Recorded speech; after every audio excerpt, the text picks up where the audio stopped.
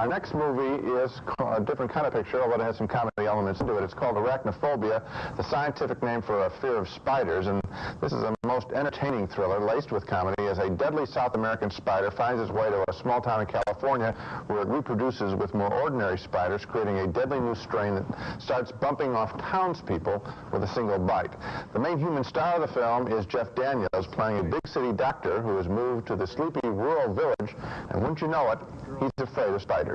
Now, if you should see one, don't try to capture it, don't try to kill it, just run. Hired to kill the spiders is Roseanne Barr's TV husband, John Goodman, who is low-key funny in the role of the funky exterminator. He doesn't realize at first how deadly the spiders are. There was a case in Florida where one of my colleagues bumped into a nest of black widows. Sustained over a dozen bites and lived.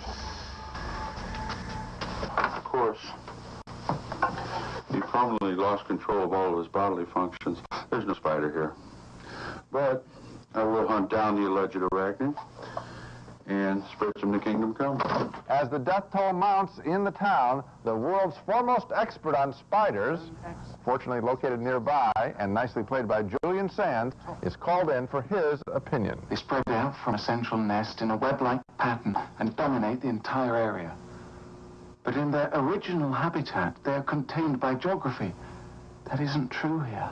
Now, the test of the effectiveness of a creepy, crawly picture like Arachnophobia can be easily measured. I call the scratch test, which is how often do you scratch yourself during the film out of nervousness, or how often, as a practical joke, do you scratch the person you went to the movie with just to frighten them. There was a lot of scratching between my wife and myself during Arachnophobia. The low-key performances work well here. Jeff Daniels is a fine everyman as the new doc in town, and there's one chilling line of dialogue. I think about 60,000 spiders are supposed to exist in the average rural acre of land. That frightened me terribly. Good fun in this picture. Gee, spiders are our friends. You should be happy to know there are probably good 3,000-4,000 spiders in your house, for example. I'm very happy to You're hear. eating up tons of insects every year that otherwise would probably be driving you and your wife into scratching yourselves even when you're not looking at the movies. I enjoyed it too, and one thing I liked about it is the fact that they only made it scary up to a point. Right.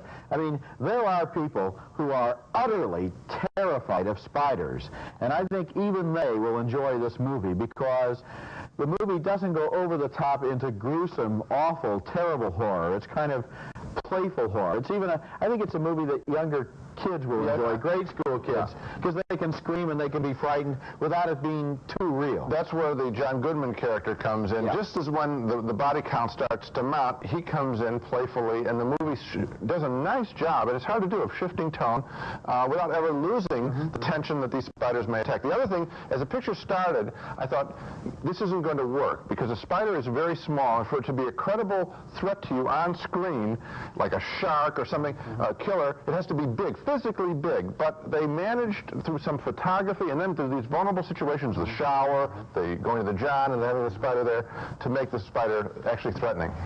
Yes, especially when they were sitting on the John. When we come back, Ghost.